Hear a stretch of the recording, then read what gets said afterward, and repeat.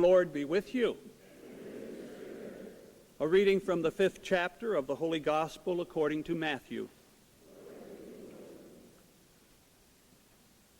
When Jesus saw the crowds, he went up the mountain, and after he had sat down, his disciples came to him. He began to teach them, saying, "Blessed are the poor in spirit, for theirs is the kingdom of heaven. Blessed are they who mourn, for they will be comforted. Blessed are the meek, for they will inherit the land. Blessed are they who hunger and thirst for righteousness, for they will be satisfied. Blessed are the merciful, for they will be shown mercy. Blessed are the clean of heart, for they will see God. Blessed are the peacemakers, for they will be called children of God. Blessed are they who are persecuted for the sake of righteousness, for theirs is the kingdom of heaven. Blessed are you when they insult you and persecute you and utter every kind of evil against you falsely because of me. Rejoice and be glad, for your reward will be great in heaven." The Gospel of the Lord.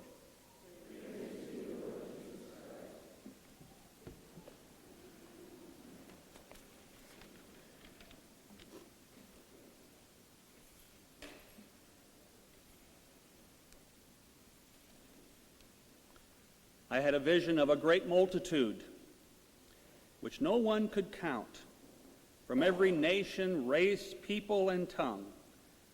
They stood before the throne and before the Lamb, wearing white robes and holding palm branches in their hands.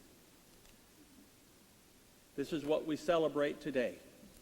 All of those saints who have gone before us, who were at one point as well, just as us, sinners who found their way, the Lord leading them ultimately to heaven, where their robes were washed white in the blood of the Lamb.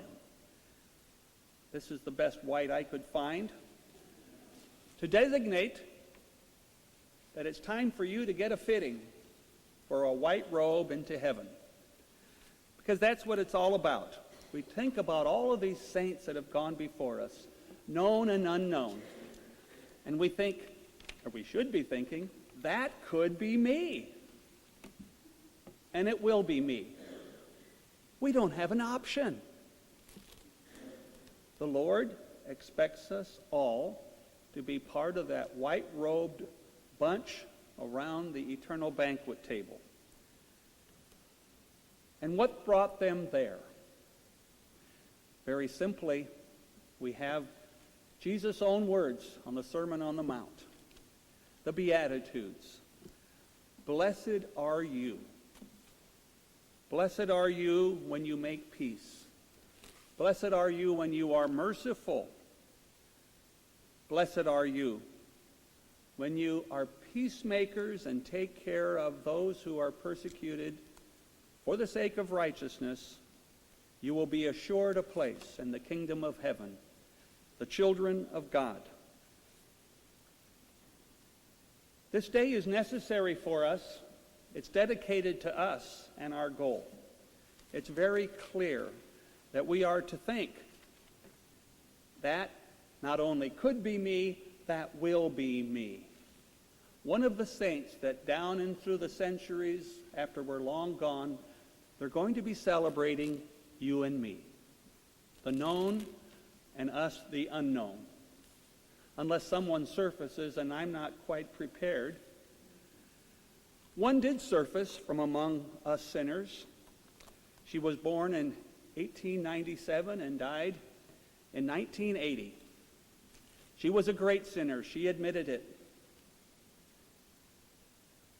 She was born into some bit of a lap of luxury. She became a journalist. As a teenager, she got pregnant, and even back then, had an abortion.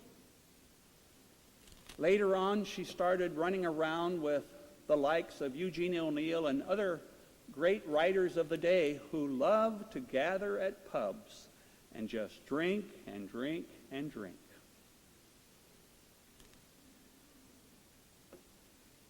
Then she got married for a short time and divorced. Then she moved in with someone. That person didn't want to have a child, and guess what? This person became pregnant. He wanted her to have an abortion. Back in 1920, she refused this time. It just wasn't right. She had begun to read in her journalistic endeavors something called the Bible, and it became close to her. She eventually met someone on the street by name of Sister Mary Aloysius, and she directed her to the church, where she was filled with awe, going to Mass, and eventually joined the Catholic Church. One of the great sinners of all time, she said. And she became known as Dorothy Day of the Catholic worker movement. Died in 1980, and now she's called a servant of God in the process of canonization. Praise God. There's hope for us. With the likes of Dorothy Day and so many other saints, known and unknown, that have gone before us. All saints and all genuine, solid Catholics always share something in common. Prayer, study, generosity, and ultimately spread the faith through evangelization. That's why this day is necessary, to reflect, and I say it again, one day that person will be me.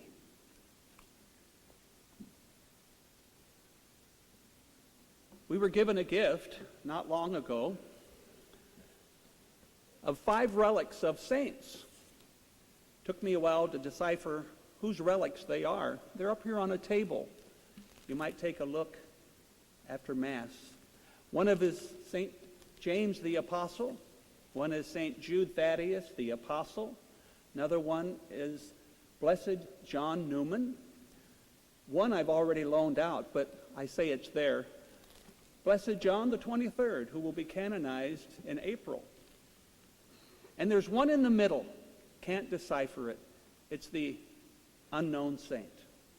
So we have some remembrances of folks who have gone before us, and they will admit, sinners like us all.